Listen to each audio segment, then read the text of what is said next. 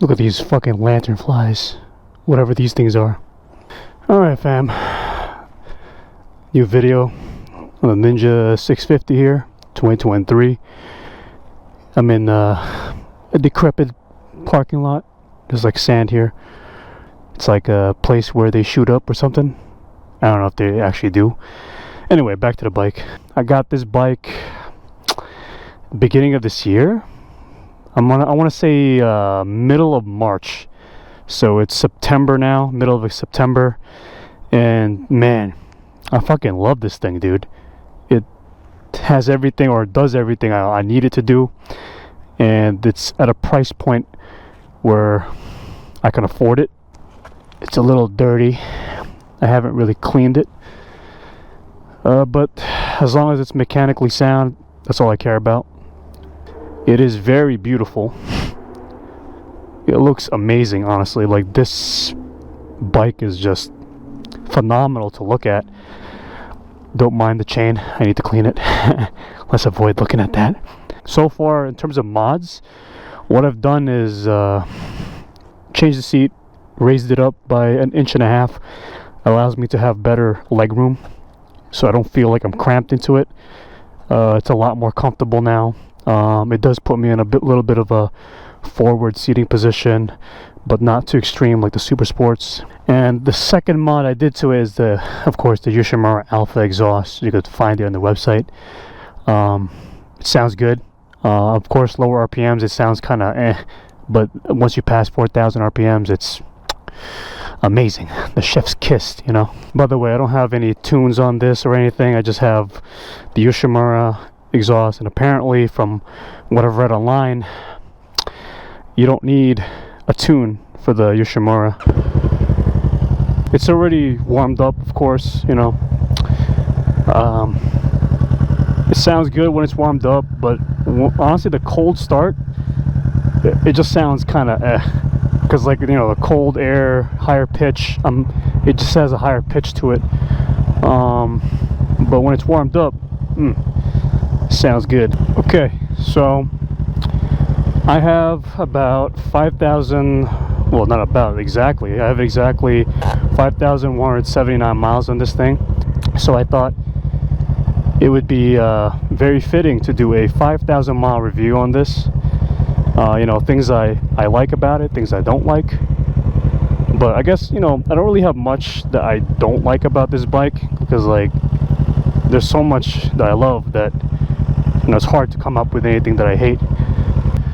We could start out by talking about things I don't like about it. And again, not much, really. The one thing I don't like is the sound. At lower RPMs, it doesn't really sound that phenomenal, but it doesn't sound bad, you know. Like, I just wish it sounded a little bit better. Maybe like a R7. That the R7's what is it, cross-plane engine really sounds nice, but I'm pretty much okay with the way this one sounds. But like, once you get up to like the 4,000 range, this bike really sounds like a fucking demon, you know. Like there. Once you get up to the revs, it sounds like it's growling, you know. Of course, everyone has their opinions on the sound. Some people hate the parallel twin sound, some do. You know, like, some prefer the inline four. Well, actually, a lot of people prefer the inline four over the parallel twin sound, which I mean, I do prefer the inline four. It's such a classic sport bike sound.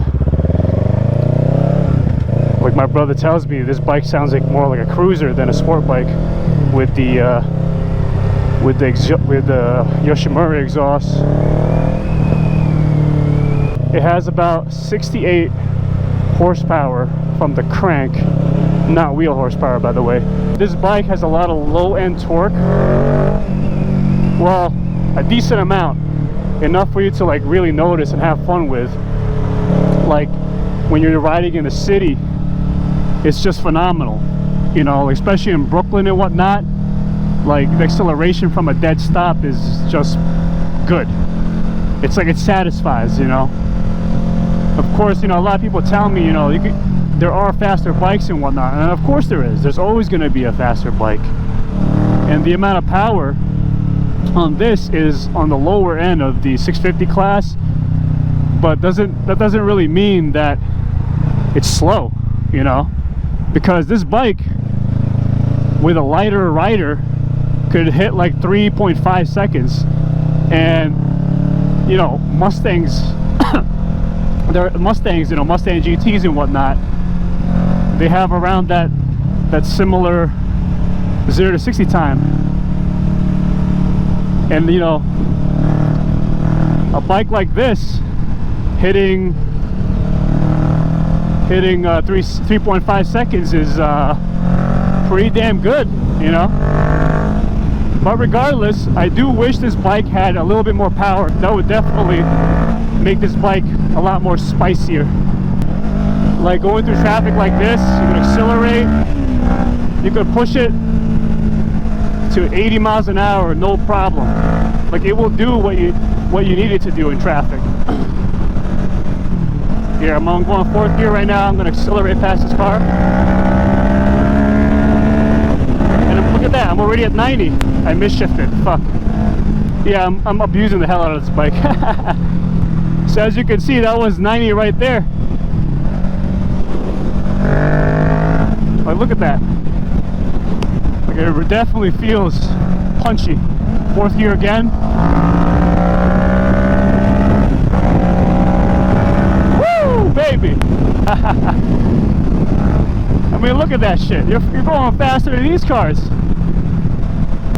I just got back from my Cali trip, and it's very refreshing to get on a bike for about 2 weeks at a time. I'm a downshift here. Woo! That's fun. Now, I did say the power was a little low. For most people, I could see why you know, it would be too low, but for me, it's enough. It's enough to satisfy. This bike could reach 120, so that's pretty decent. That's a pretty decent amount of speed. You know, I was talking to one guy with a FZ08, and he was saying how, you know, his bike is slow and whatnot, and I'm like, how fast does it go? And he's like, you know, I've hit about 160 on it. And I'm like, bro, 160 miles an hour is insanely fast, bro. Like, just imagine it. You're on a bike, you're going 160. You're a fucking missile, my guy. Like, you know, I've driven cars all my life, and like, you know, recently I got on a bike and whatnot, and like reaching 120 is insane, bro. Like, to this day, you know, sometimes when the highway's empty, I fucking gun it. I gun it to 128, and I'm like, bro, I'm literally a missile right now. And okay, so you know, another thing with this bike is that it has really good gas mileage. You know, like a Ninja 1000 gets about 30 miles to the gallon, so that's basically like a really efficient car. You know, like a Prius. Well, actually, a Prius gets more gas mileage than the Ninja 1000. This bike gets around 70 on the highway, so you know, I'm loving the gas savings, you know. And also I ride long distances, and you know, saving on gas is very you know, well loved. A well loved aspect about this bike. It's just an efficient gas saver, and of course it doesn't require any like special premium gas. It only requires 87 or whatever the lowest octane is. You know, and I know some of these high performing bikes, they require 91, which is you know, adds up after riding for miles and miles and miles, you know. Also, in connection with the long distance riding, this bike is super comfy. The longest I've ever ridden on this is about 8 hours. I did an 8-hour trip, round trip, to upstate New York, and it took until like maybe 6 to 7 hours for my ass to hurt, but my back was never hurt at all. It was mainly my ass. Like, if I could find some sort of material to keep my ass from hurting, I believe I can ride this bike for hours, and like, you know, maybe 24 hours, you know. This is a good like sport touring type of bike. So if you're looking for a nice sporty looking bike, you know, with fairings and shit, and you know, you like comfy riding, long distance touring type of ride, seeing nice sceneries, this bike is the bike to get, you know. Or you could like splurge and get the Ninja, oh no, not the Ninja, the Honda CBR. Nice. You could splurge and get the Honda 650R. You could do that. I wanted to get the Honda 650R, but my God, man, the insurance is insane on those bad boys. Like that was the bike I ultimately wanted, but then you know, my dreams were shattered when I got the insurance quotes. They were quoting me like $400 a month. I was like, my God, hell no. So you know, this bike was a good middle ground to that, and it's serving me nicely. Also, maintenance on this is very easy to do. You know, changing the oil, adjusting the chain, it's all quite easy. There was one moment on this bike where the radiator got cracked because I was doing a top speed run, and I guess a rock chipped my radiator, and to my surprise, changing the radiator was quite easy. I did it myself. I literally have no history of, you know, fixing things mechanically on a vehicle. I've only done like oil changes and changing the brakes, but never a whole radiator. So I changed it myself, added a radiator guard, and man, you know, it was all quite easy, honestly. What else do I like about this machine?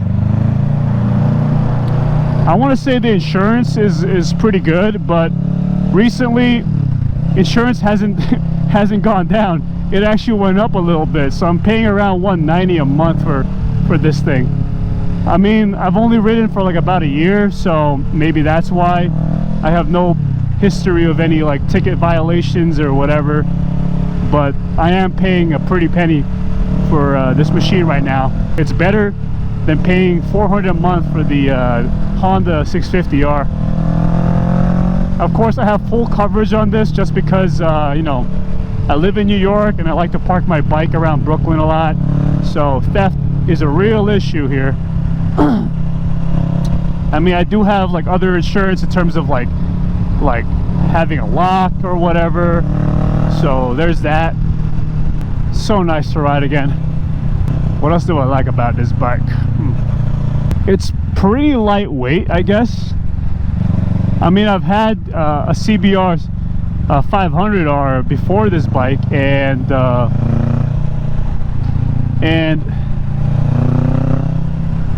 that bike was light. I think it was around 300 something, and this bike is around 410 pounds or 416 pounds. So it is heavier, but when you sit on it, it feels very light, you know.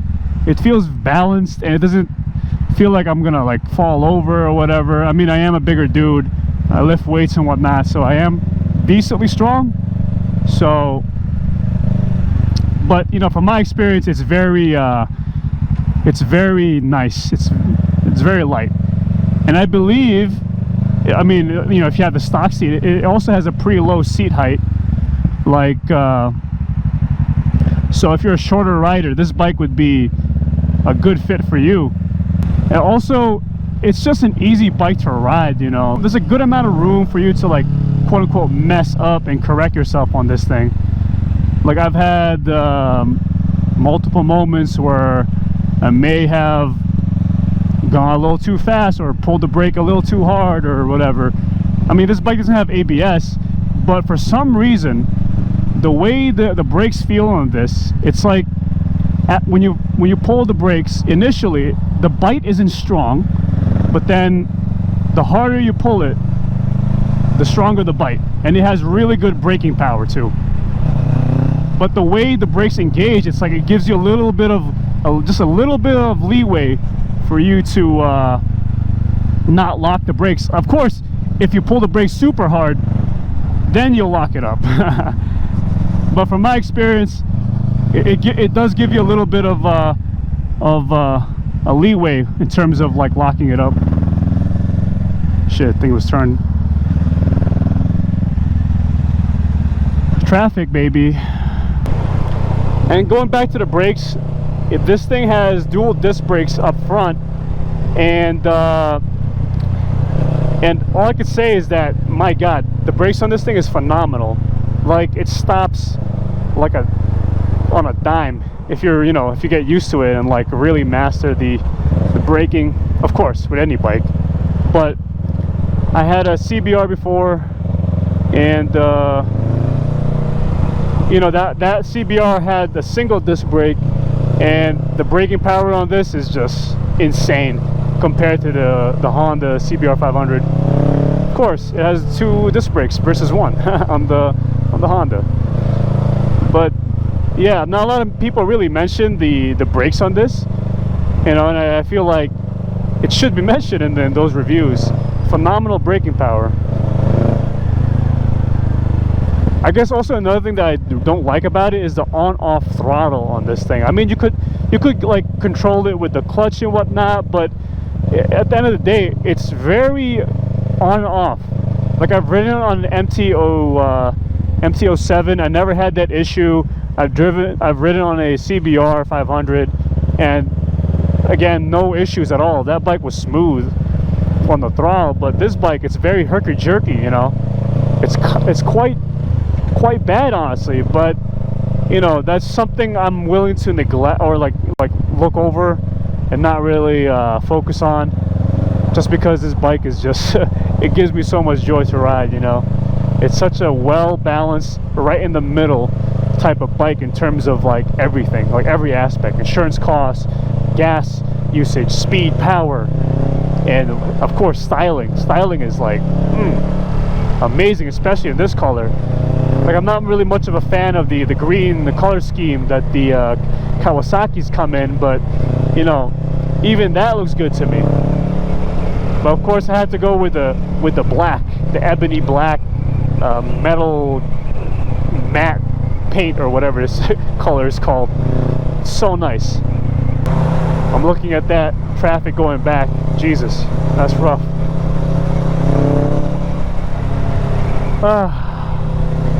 Yeah, man, like overall, I really love this bike. It's such a nice machine, man. I'm so satisfied with it.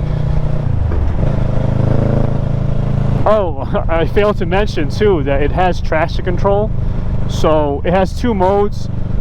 The main mode is starts out automatically.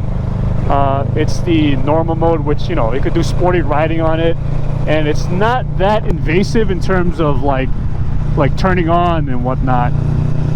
It turns on, you know, of course, when there's gravel on the road, and from a hard acceleration, it triggers quite a bit. So if you're trying to launch, you know, trying to get like a good 0 to 60 time, like it triggers like crazy. All you see is the traction control light blinking, you know, when you do like a hard launch. So that's why when you want to get a faster 0 to 60 time, I would definitely recommend turning that off. You know, and of course the fastest 0 to 60 time I've had on this is about 4.5 seconds, I want to say. Again, I'm also a bigger rider. I'm like 210 pounds, but when I tested this thing, I was around 220. So 220 pounds plus the weight of this bike, you know, it will give you the result of 4.5 seconds 0 to 60. But if you're a lighter rider, maybe, you know, a more fit person, you know, and you weigh sub 200, maybe like below 190, you could definitely hit 3 seconds, but like under 4 seconds, you know. Also, the stock tires on this, I would say it's good for like dry weather, but when the weather gets wet, like there's been moments where I got drenched on this thing riding in the city and whatnot, and all I could say is, dude, the tires, they do slip even at like low speeds. Not that much, but I feel it slipping. in city riding when the roads are wet. Oh yeah, going back to the traction control again, it has 2 modes. Normal mode, it's pretty good. It's a pretty good mode for daily, everyday riding. But again, when you're doing like a hard launch, trying to get the good 0 to 60 time, I'd recommend turning it off. The second mode is for wet weather, and I've used it when it rained on me that one time, or multiple times actually, and it's solid, man. Like, it really works. Like, it's a nice feature to have on a bike like this, especially if you're a new rider or less experienced. That traction control feature, it's perfect,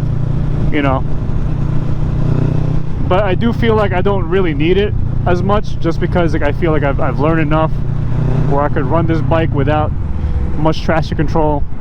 But despite that statement, I still run it with traction control enabled, just because it's like, whatever. Because it turns on by default, and it's kind of annoying to keep turning off every time I turn on the bike. What else do I like about this machine? I think I've said all that I needed to say. I guess I want to talk about the power a little bit more. Like, in city ride, I know people say, this bike, it's the slowest of the 650 class, and it is. But, it comes at a pretty good price range, honestly. Like, it's cheap to insure, it's cheap to maintain. It's Japanese, it'll last a lifetime. And I actually saw a Reddit post where the guy had a Z650, which is the naked equivalent of this bike. It's basically the same bike. This bike just has fairings. That guy had about 100,000 miles on it, and it's still kicking strong. So this bike will definitely run for years. And of course, I do want to get a faster bike in the future, but insurance costs are keeping me from doing just that. Anything above this bike in terms of like power and speed is just not a good idea financially right now. I mean, some people are willing to tank it, but I'm not. I would consider myself to be pretty financially responsible. So going back to the power on this thing may not be the most powerful 650 out there, but in city riding, man, like 0 to 60, it is a pretty punchy machine. Like, it'll beat a lot of cars out there, a lot of sports cars out there, from 0 to 60 from a red light, So if you're riding the city, don't hesitate to get rid of this from your options. The Ninja 650 is a really good option for city riding, especially if you live in like a city like where I live, like New York City. It's a nice bike to go from 0 to 60. It's very zippy. It's a zippy machine. All right, guys, I've reached my destination, and I guess it's time to say goodbye and thank you all for watching my videos, man. I really appreciate you for sticking around till the end. I hope this video helped you out in terms of like deciding your purchasing decisions and whatnot, or just thank you just for watching. I really need that YouTube money. So thanks, fam. Love y'all, and peace out, and make sure to you have a great day, enjoy life, because that's all it's supposed to be, enjoying life. All right, peace out, fam.